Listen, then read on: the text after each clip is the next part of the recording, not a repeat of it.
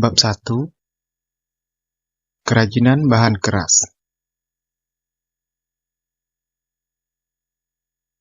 Tujuan pembelajaran: menjelaskan pengertian kerajinan dari bahan kayu, ranting kayu, bambu, rotan, dan tempurung kelapa yang ada di Indonesia.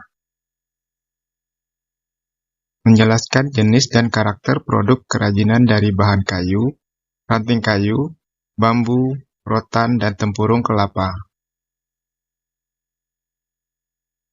Mengidentifikasi fungsi, bahan, alat, dan proses yang digunakan pada pembuatan karya kerajinan bahan kayu, ranting kayu, bambu, rotan, dan tempurung kelapa dari wilayah setempat serta fungsinya. Menganalisis pengemasan produk kerajinan dari bahan kayu, ranting kayu, bambu, rotan, dan tempurung kelapa.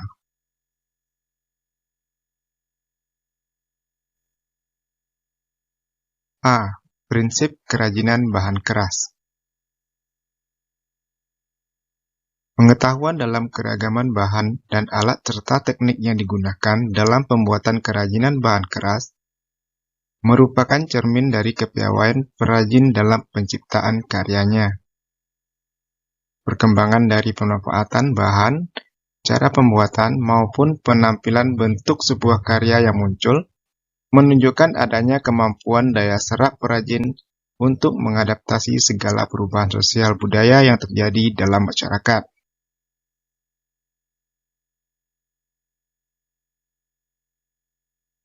Meskipun tidak dilakukan secara menyeluruh, baik secara langsung maupun coba-coba, tanpa disadari mereka mampu melakukan perubahan-perubahan kreatif.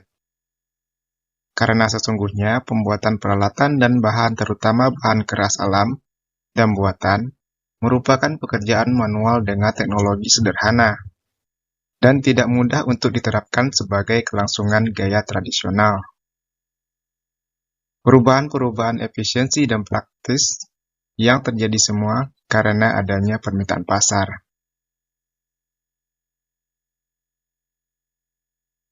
Adapun prinsip pembuatan kerajinan bahan keras meliputi: yang pertama, keunikan bahan kerajinan.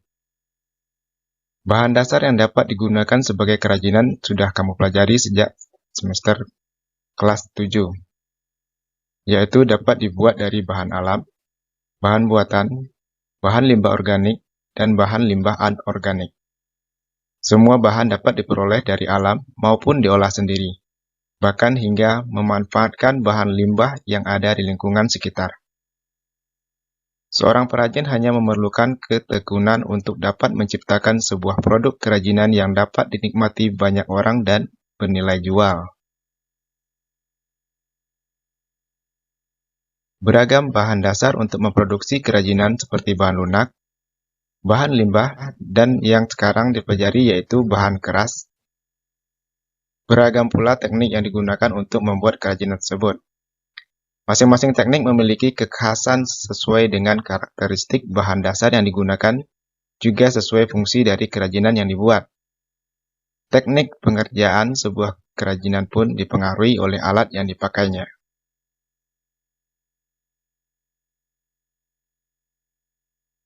Sebuah alat dapat mempercepat dan mempermudah produksi kerajinan.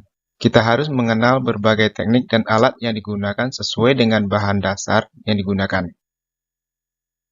Kekayaan bahan dan alat produksi ini membuat hasil produk kerajinan Indonesia menjadi sangat bervariasi. Kita perlu mensyukuri karunia Tuhan Yang Maha Esa terhadap bangsa ini. Bahan kayu memiliki keunikan tekstur, urat atau serat kayu yang sangat unik dan tidak dapat ditemui pada bahan lainnya. Urat kayu ini yang menjadi penilaian tersendiri mengapa orang masih tetap mempertahankan kayu sebagai produk kerajinan dengan berbagai olahan bentuk baik sebagai karya fungsi pakai maupun fungsi hias. Keunikan bahan kayu menjadi perabot kursi meja yang dijadikan keunggulan produk kerajinan.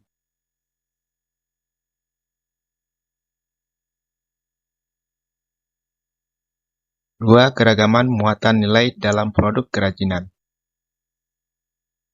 Banyaknya bentuk produk kerajinan tidak lepas dari gagasan ataupun ide manusia yang dapat berawal dari suatu pikiran dan kehendak melalui tindak cipta karsa. Apa yang selanjutnya dihasilkan dapat merupakan seperangkat karya dengan muatan pesan tertentu yang sangat ditentukan oleh penciptaan kreatif manusia.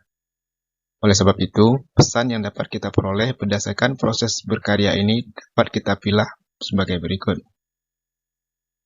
Yang pertama, produk dengan nilai fungsional. Yang kedua, produk dengan nilai informatif. Yang ketiga, produk dengan nilai simbolik. Yang keempat, produk dengan nilai prestis atau wibawa. Berikut contoh kerajinan berdasarkan muatan nilai dari produk kerajinan. Yang pertama, kerajinan keranjang rotan dengan nilai fungsional. Yang kedua, kerajinan pin kaleng dengan nilai informatif. Kemudian yang ketiga, kerajinan lukis kaca cerita Mahabharata dengan nilai simbolik. Yang keempat, kerajinan tas kulit dengan nilai prestis atau wibawa.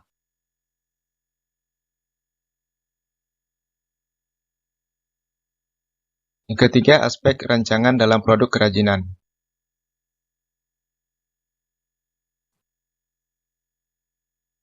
Proses pembuatan sebuah produk kerajinan tidak terlepas dari salah satu unsur penting, yaitu bagaimana melakukan pertimbangan saat membuat rancangan yang dapat melibatkan berbagai aspek teknologi, serta mengandung tanggung jawab terhadap budaya bangsa Indonesia.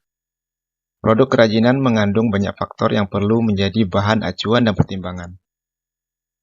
Adapun faktor-faktor permasalahan objektif yang diperlukan untuk diketahui sebelum perancangan adalah sebagai berikut. Yang pertama, faktor teknis, di mana di dalamnya terkandung metode produksi yang handal, penerapan daya mesin atau manual, dan tingkat kemahiran sumber daya manusianya.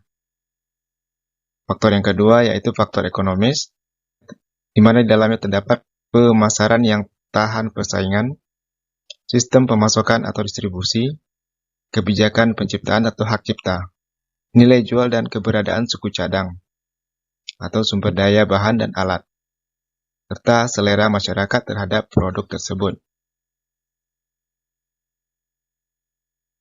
Faktor yang ketiga adalah faktor ergonomis.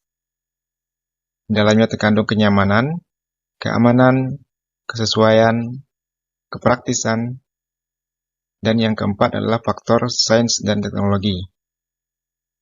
Terdapat unsur kebaruan atau temuan baru, selalu mengikuti perkembangan pengetahuan dan teknologi. Faktor yang kelima, estetika.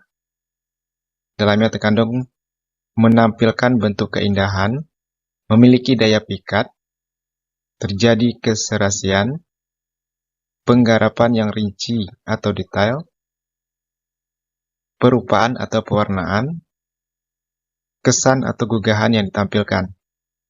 Faktor yang keenam, kondisi lingkungan. Dalamnya terkandung nilai budaya, kondisi lingkungan atau wilayah setempat.